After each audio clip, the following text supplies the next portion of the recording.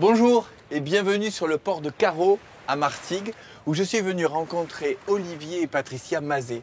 Ils ont une propriété où ils cultivent les épices à Madagascar qu'ils préparent ici pour la commercialisation. Olivier, Patricia, vous avez rencontré Benjamin? Oui. Alors quand des producteurs d'épices de Madagascar rencontrent un spécialiste des plantes et des infusions, qu'est-ce qu'ils se racontent? On lui présente les feuilles d'Eucalyptus citriodora. Tu en prends un petit bout, tu l'écrases entre tes doigts et tu... Ah oui, non, c'est complètement citronné. Oh oui. Nous les Malgaches, on aime beaucoup les infusions le matin. Hein. Je vous emmène à l'étage pour vous montrer tout ça. Allez, on y va. Voilà messieurs, nous y sommes, au sein de la caverne d'Ali Baba d'Épices Village. Je vais vous faire découvrir une gourmandise, un fruit en fait que tout le monde connaît, mais qui ne se mange qu'aux fêtes de fin d'année, parce que c'est à la fin d'année qu'on mange des litchis. Sauf que les nôtres, vous voyez, on est au mois de septembre. Eh bien, les nôtres, on peut les manger tout au long de l'année. Tu vas me dire ce que tu en penses. C'est incroyable parce que ça n'a pas le goût du fruit Que frais. l'on connaît. Ouais. Mais c'est vraiment très très bon. Ouais. C'est comme caramélisé, comme si le fruit avait cuit à l'intérieur. Alors, il est blanchi, donc pas dans de l'eau bouillante, mais dans de l'eau frémissante. D'accord. À plusieurs reprises, Ouais. hop, on le sort, on le fait sécher au soleil, on le replonge, et on le fait une deuxième fois sécher au soleil. D'accord. Mais on retrouve quand même le goût du litchi. Non, on le retrouve, mais ça n'a plus du tout. Mais il est beaucoup plus concentré. Ouais.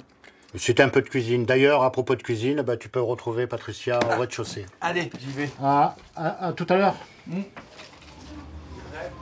Patricia, tu vas d'abord commencer par me présenter toutes les épices que vous produisez sur la plantation à Madagascar. Donc là, vous avez donc le poivre blanc et le poivre noir. Donc c'est le même poivre, mais c'est le traitement qui fait la différence au niveau de séchage, de transformation. Il y en a un qui est décortiqué et l'autre pas, c'est ça? Oui, il y a une trempage pour le poivre blanc. Donc on cueille le poivre mûr, au fait rouge, et une trempage dans l'eau de fleuve et on enlève la peau qui deviendra le poivre blanc. Donc beaucoup moins piquant que le poivre noir où on fait sécher tout simplement. Là vous avez le baie rose, la baie rose, donc les zestes de combava, le piment oiseau, clou de girofle. Donc on a la vanille aussi, la cannelle, donc c'est le copeau de cannelle, le gingembre et le curcuma. Il y a plusieurs catégories d'épices où on récupère ou les graines, ou les fruits, les fleurs, et les racines et l'écorce. Et c'est surtout qu'il faut éviter, c'est de brûler les épices. Il y a certaines épices qui résistent à la chaleur, on peut le mettre au début de la cuisson. À ce moment-là, si c'est dans les plats salés, on va faire chauffer l'huile et mettre les épices comme le bâton de cannelle, le clou de girofle, pour faire accentuer son arôme. Mais pour certaines épices, c'est vraiment tout ce qui est poudreux, c'est bien de le mettre en début de cuisson et une partie en fin de cuisson. Mais toujours pas, hein, il ne faut pas le mettre dans l'huile chaude parce que ça va brûler tout de suite. Et après, une fois qu'on a cette petite grammaire de base, on improvise.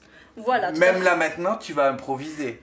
Là, on va faire une recette que j'ai jamais testée, donc on verra, on goûtera ensemble les résultats surtout, parce qu'on a l'habitude d'utiliser la vanille et le combava dans le dessert, oui, mais pas trop la baie rose. Donc aujourd'hui, on va introduire la baie rose dans une poêlée de fruits. Donc l'effet de mettre la baie rose, une fois que les fruits sont dans la poêle, ça évite de brûler la coque qui est très fine. Qui est très aromatique. Voilà. Donc là, je vais rajouter le poudre de combava en juste une petite pointe de couteau. Oui, parce que ça, c'est beaucoup plus fort encore que le citron vert. Hein. Et ça ne donne pas aussi l'arrière-goût amer, l'amertume des zestes, en fait. Donc là, vous voyez, un tout petit peu.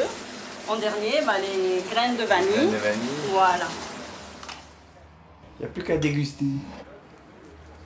Il y a un côté un peu anisé dans la baie rose. C'est ça. Hein, c'est ça? Oui. Et ce côté anisé, il a diffusé avec le côté vanille. La vanille, ça permet un peu d'arrondir toute cette acidité et le côté agrume de combava.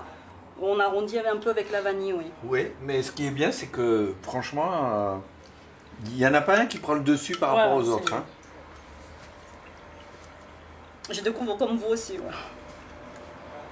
L'utilisation de baie rose dans le Et alors, qu'est-ce que t'en penses? Ça me plaît, ouais, c'est bon. Voilà.